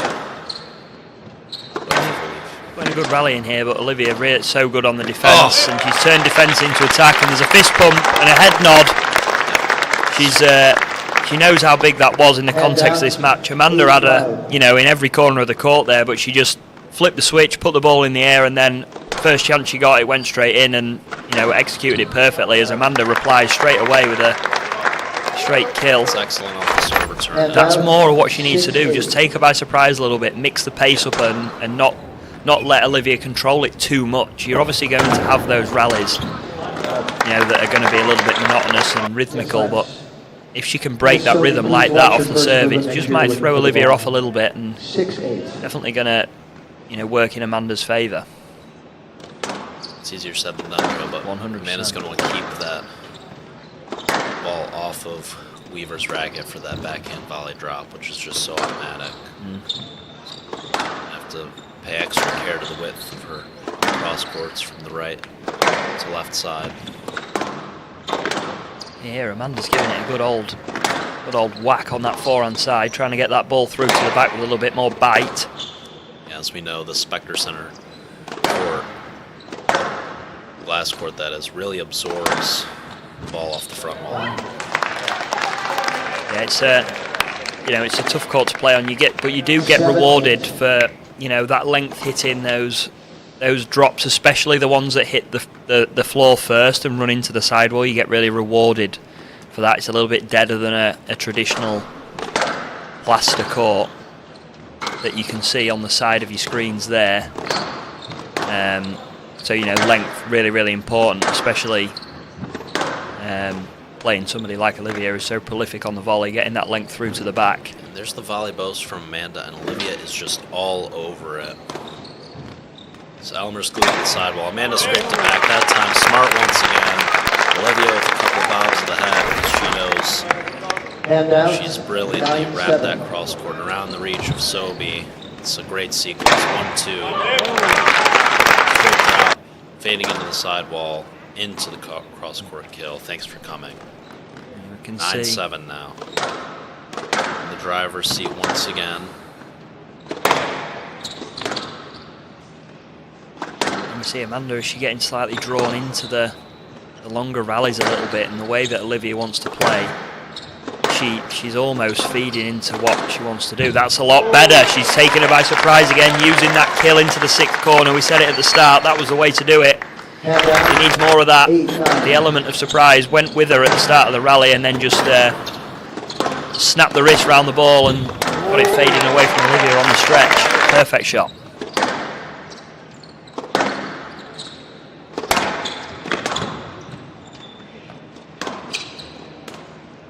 It's a lovely lift.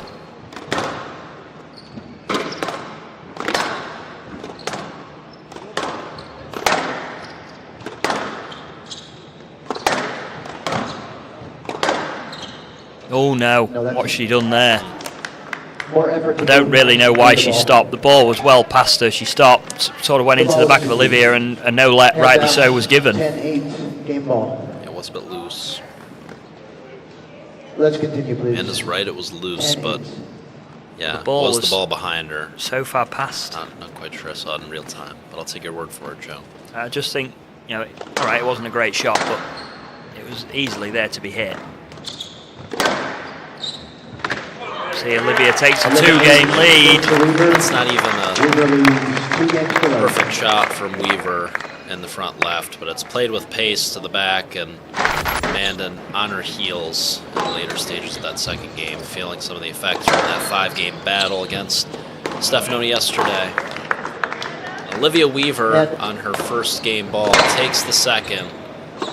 She's 1 game away from going back-to-back here at the U.S. Nationals. Weaver needs Sobey 2 games to go.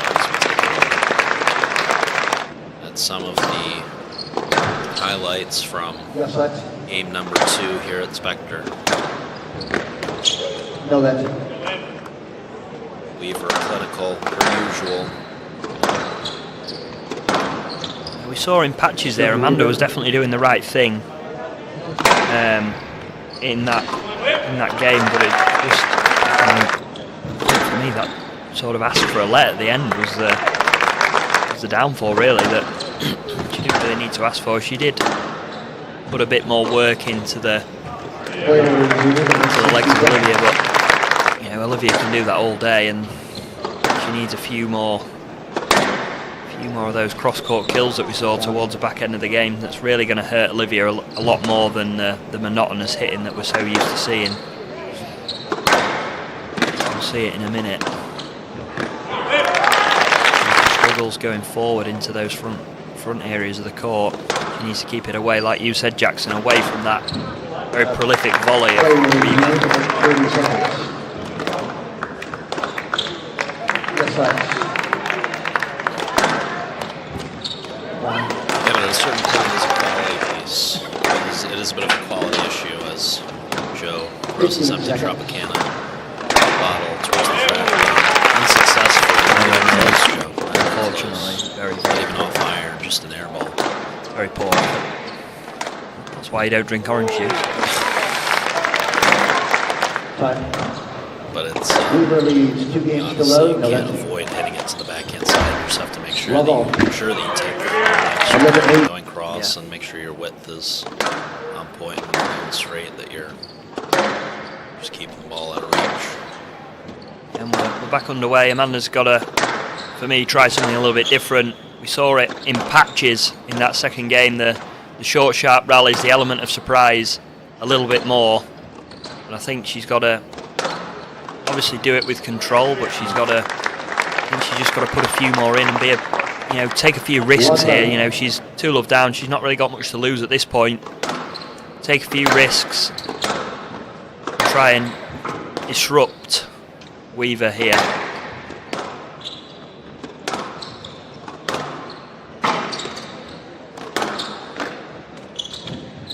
She's really stepping up the court, trying to volley. Oh, she's guessing now. She's giving up the ghost to Sobey. left Love box. up here in the third. Weaver can taste it. Taylor watching with intent. National coach watching his two best players go at it. Sure, we'll be looking in next World Team Championships that they've got a great chance. I mean, Marina slowly rising, Sabrina on the way back, and these two right at the very top of the tree are definitely the closest to troubling the Egyptians. To these two teammates back in December, and that's the shot I'm talking about. That element of surprise. We'll have to play a You left thought there. it was I was down. unsighted. I was unsighted in the front row. I thought We'll it have was to play good. I left. thought it was more than good. 3 love. We're going to play yes, let Joe. I think we are, and Amanda's not best pleased about it, and I wouldn't be either if I thought it was that good. I mean, it looked good to 3 me, love. first look.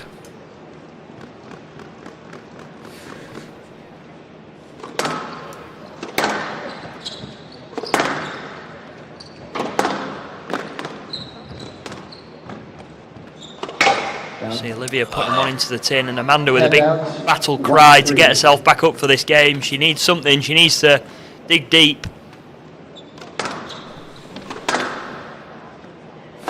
See if she can find a way back into this national final. She's really stepped up the tee, and she's started to hit even with a little bit more pace. How long can she do that for? Stepping up the tee and trying to volley everything and hit the ball that hard takes a lot out of you, mentally and physically. Oh, she there's slammed the one! roar. Forehand cross-court Nick over the head. Let's watch it again. Fantastic Popping it shot. up is Weaver, and a little mustard on that shot. Fantastic shot, even though it didn't From roll Amanda out the Sobey. nick. It's an excellent sequence. Front right, Even to though front left. Here's the overhead volley. Now she's feeling herself a little bit. Can she ride this wave of adrenaline? This is the moment for Sobey to capitalize. It's actually a huge rally here. You've got to think, Joe, in the early stages of the third. yeah, it's going to Weaver's be going to want to neutralize the newfound burst of energy from Sobey here. Take some air out of the sails. you can tell that this rally, Amanda's absolutely throwing everything at Olivia here, and Olivia's just throwing that ball up in the air. Out. I think that one just stayed in. It didn't. That's a great shot, though. Amanda's absolutely throwing everything at it, and that's what I said at the start, that she needs to take a few more risks and be brave, and that's what she's doing. And she's, putting pedal to the metal, and she's absolutely going for it in this third game, and that's what we love to see. High risk, high reward squash so far from Amanda, and it's paying off. She's got Olivia on the run again. I mean, I think she's volleyed every shot in this rally other than that one.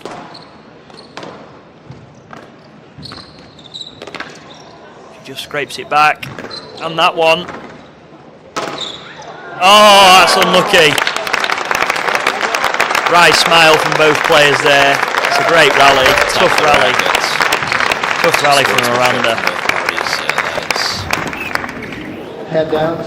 Is that 4-3. rally going to be the end? parties, but Gonna be the, one nail in the coffin for Amanda physically. Is it gonna harm the quads there? It definitely would harm mine. Weaver's played that. You've gotten a stroke. She waited. She's really stretching out now. Some tough movements for Amanda here. Oh, she's loving that kill, and that's the shot. That is the shot for me that's going to get her back into this match. She's taking your advice here. She's really just going for it. She can't afford to rally things out. She can't afford to get into 30, 40 shot exchanges.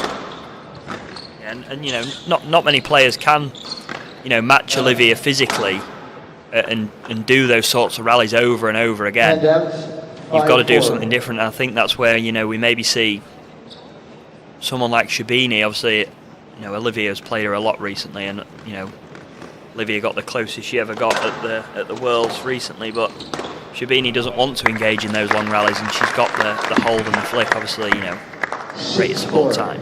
But if Amanda can implement some of those tactics and not, get hypnotised, like we said, by the rhythm, that's definitely the way to go. And she's giving it a good go. Throwing the kitchen sink, as we say.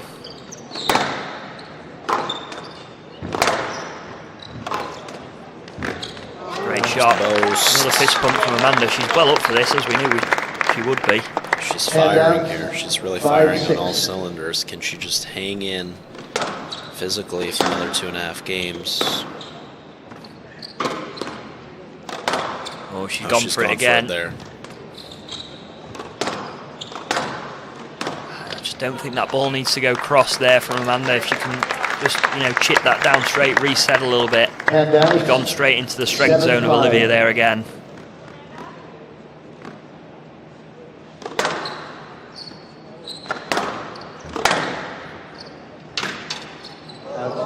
Oh no, we might have lost a ball. Uh-oh. It's gone right up to the top. I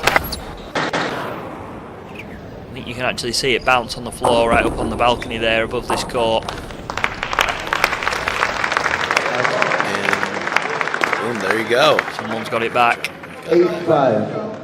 8-5. Saving about $5 from the Spectre Center for future budgetary Down. expenses. And that 5 minutes warming the new one up. But maybe Amanda Head was downs. wishing that ball had got lost. 6-8. Bit of a breather. It was intentional. Could have been. Yeah. 8-6, another huge rally. They're all huge rallies, and I've used that term. See a big push here from Olivia, injecting a bit more pace into the ball. Footwork's very, very sharp. Just controlling the tee. This is a big Just rally. bouncing around. Let's see from Sobi running on fumes.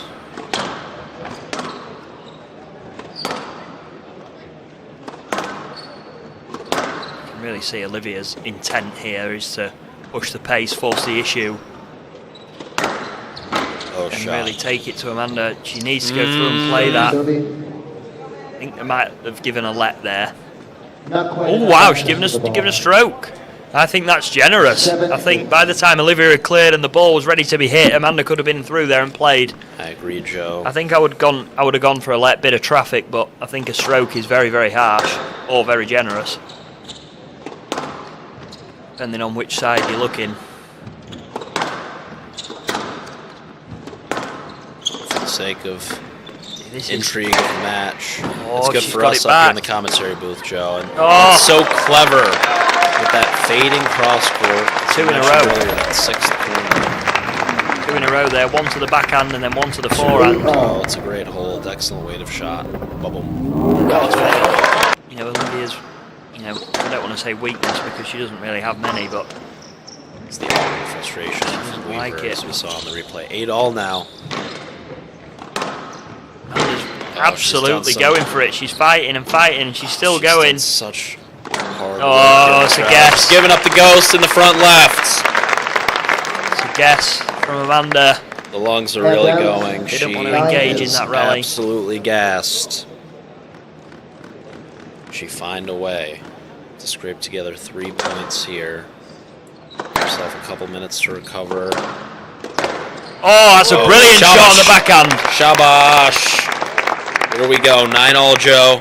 Handout. Yeah, this is 9-all. getting tasty. Is Olivia going to close this out, or is the fight and just the pure determination of Amanda going to pull her through to this into a fourth? See, that no fear attitude from Amanda is The definitely adrenaline paying is off. going now. She's really on her toes.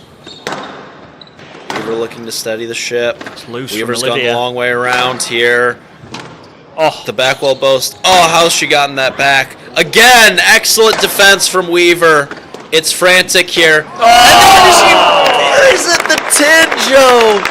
That is an my outrageous goodness. rally. There was probably 3 outright winners there for Amanda that Olivia managed to get back, as we see it on the replay here. And I don't know how she got that one. 9, Throwing the match kitchen ball. sink.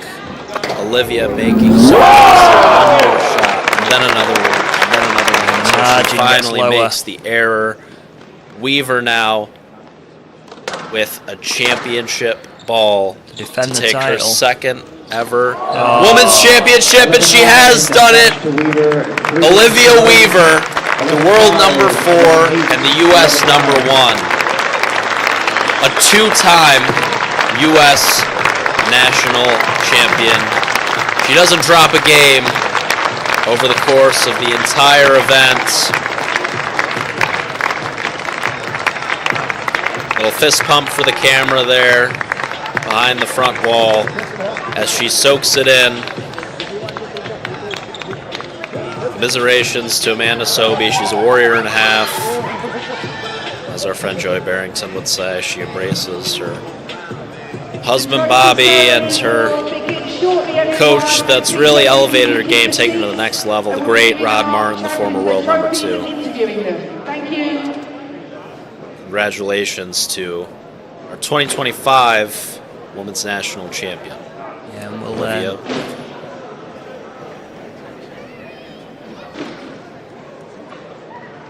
yeah, congratulations to Olivia there, defending a title. That is 2 title defences that we've seen this evening, with Timmy Brownell taking the men's and Olivia Weaver taking the women's championships here. It's been a pleasure, Jackson, as always.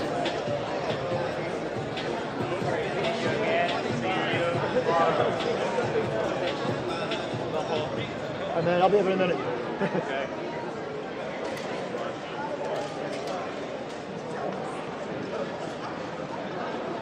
Yeah, Joe, it's an absolutely outstanding match as we get set for our trophy presentation, the SL Green title and the newly named Desai title on the ladies' side.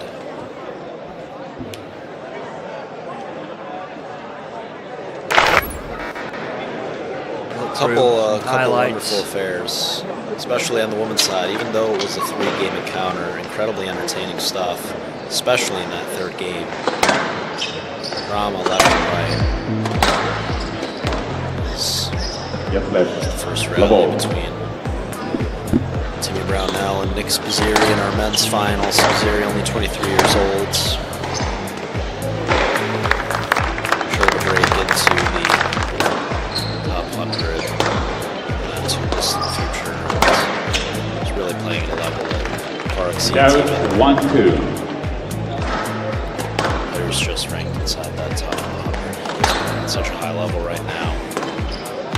And Spencer Lovejoy and Shah Jahan Khan en route to the finals. But Mr. Brownell threw a bit too much at Spizzirri. So crafty, Yes, so ma'am. smart. He's the 3-2 American left. number 1. He was able to take his 3rd national title here tonight at the Spectre Center. And out. I'll certainly see him hearing a lot more from Nick Spizzirri in the years to come. Stroke to Brunel. Future champion of this event, no doubt about it. For now, the crown still belongs to Timmy Brownell. On the women's side, Olivia Weaver has come so far. She played Amanda Sobey in college her freshman year. She fell 11-1, 11-1, 11-2, and now 6-3. a decade later, just beat her in straight games in the U.S. National Final. What a moment for What a Weaver. story. What a story, and she's absolutely worked her tail off these last couple of years to get herself to that world number 4 ranking. She's the highest ranked non-Egyptian in the world. The push.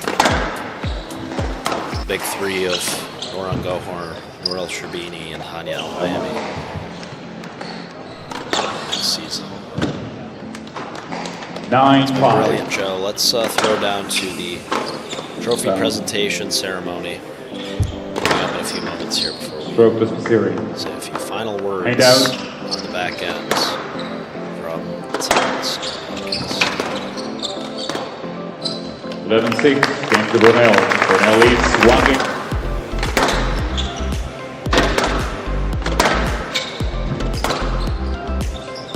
Stroke to Brunel. Hand out 1-0. Just this. 1-0. Down.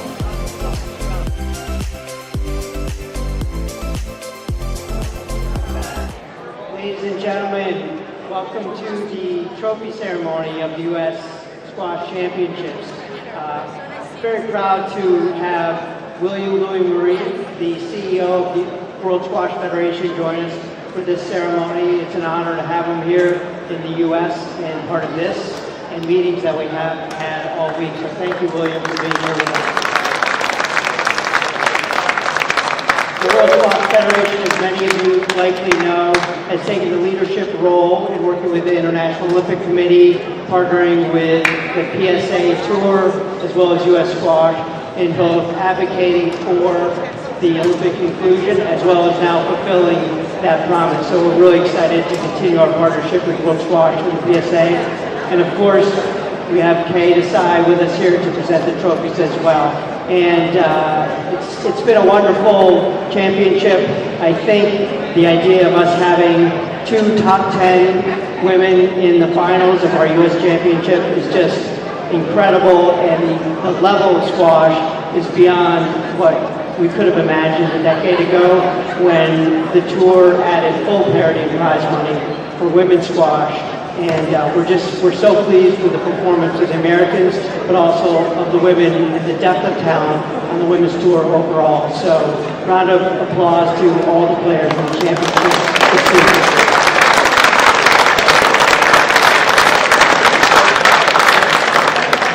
So I did want to round out the repeat champion, and Timmy is just a wonderfully talented player. Nick Spizzirri, of course, is graduated from college all of, I think, 5 weeks, so a budding professional career. That was a treat to watch, and I'm sure they will have battles for years to come.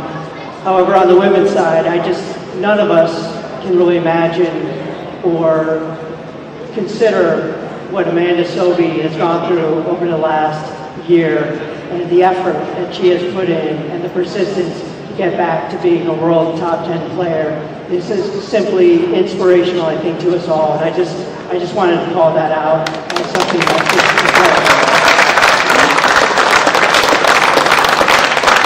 And finally, of course, Olivia Weaver, being able to back up every step of the way for the last 18 months. Her trajectory has just been simply also inspiring and remarkable, and the level of play here was just incredible. So the fact that we had these 2 matches, these 4 players, we're just so proud, and hopefully it's as inspirational to the players who are here for the JCT this weekend. So I'll hand it off to Linda, our MC, for the final trophy presentation. Thank you, Kevin.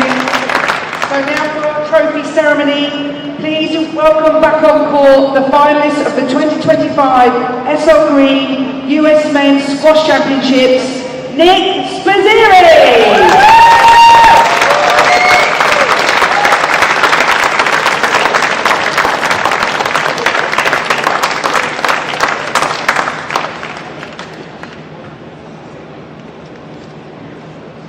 And now please give a huge round of applause to the winner of the 2025 SL Green US Men's Championships, Timmy Brownell!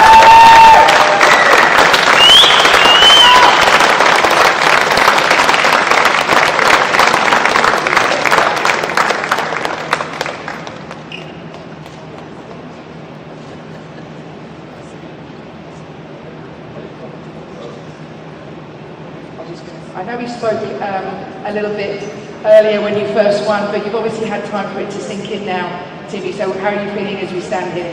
Yeah, I mean, it's an awesome day of squash. I think I'm really appreciative of all of the players here. I think it was a great display of where the U.S. is heading. I think it's never been at a better point. I'm just really excited for what the future holds. In terms of thanking people, thank you to everybody that's been a part of my team last few months.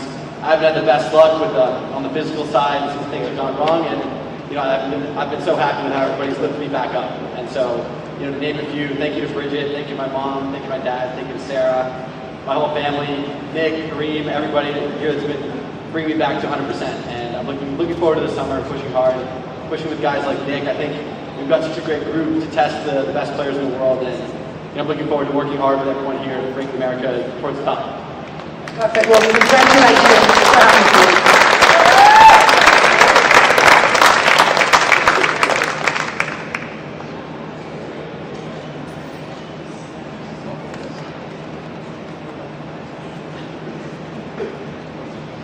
And now it's time for the women players. Please welcome back on court the finalists of the 2025 Decide Family US Women's Squash Championships, Amanda Sophie.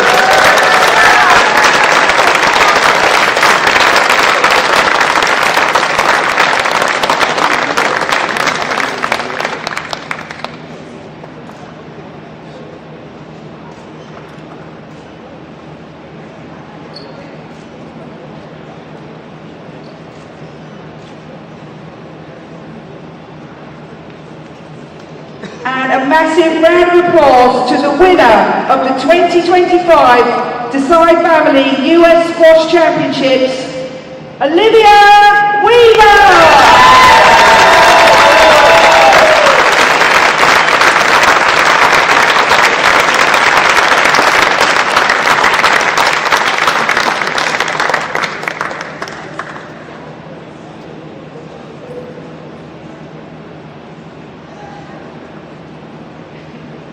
I didn't get a chance to talk to you after your match, but how are you feeling? You must be feeling amazing. Yeah, I'm over the moon. This title is, I mean, to have my name on this trophy with like Amanda and so many amazing champions is something that I honestly never dreamed of doing when I first went pro. And just wanted to say it was amazing to be on court with Amanda today. She, I mean, Kevin already said it, but it's incredible what she's done to come back from her injury and to be playing at the level she's playing at, to qualify for World Tour Finals, and it's just really amazing. And yeah, I'm sure we have many more matches like this to look forward to. But yeah, just huge congrats on your season. It's amazing.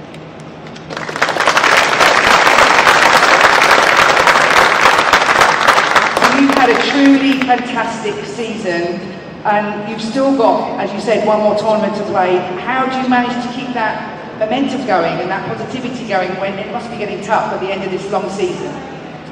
Yeah, it can be tough. I think the hardest part is, leaving home, being on the road a lot, being away from family and friends. But I think what I'm very lucky to have is just an amazing support system. So many people behind me that, every single day we're just chipping away, trying to work on whether it's my swing, my movement, where I'm putting where the first bounce is, where the second ball bounces. We're just really breaking down all the details, and so every day I feel like I'm always learning on court and really trying to just become a better player. And with that, I think I just approach every day like a new day, and every match is a new opportunity to go and put all the work to use. And yeah, so I really just credit to my amazing support system and my team that allow me to just enjoy the process so much. Well, huge congratulations. We're all so proud of you. Well done.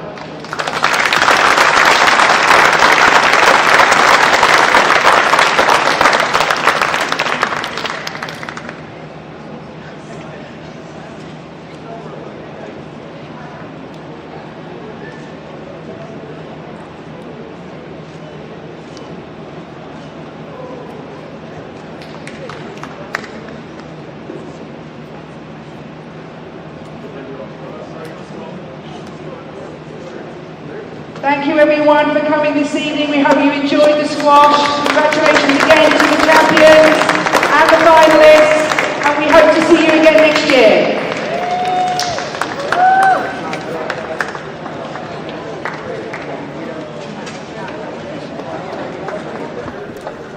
our champions and our runners-up, saying cheese, smiling for the cameras. It'll be disappointment for Amanda Sobey on the backhand of an incredible career. Still has a couple more of these events left in her, perhaps, and would love to win this event for a 7th time, but that time was not tonight. Tonight belonged to Olivia Weaver in an incredible women's final. Great performance from her, coming through 3 games to love. We'll be seeing a lot more of her in the years to come as she looks to achieve that world #1 ranking, and I think she can do it, Joe. I think she has a chance. Meanwhile, on the men's side, Nick Spizzirri will be disappointed, but not heartbroken to fall short tonight, because he knows he's going to have a lot more cracks at that trophy that Timmy Brownell is hoisting right now. Brownell, it's his 3rd national title in 4 years. He's gone back-to-back. Weaver back-to-back as well for her 2nd national title. The 1 seeds victorious, both in straight games here at the Specter Center.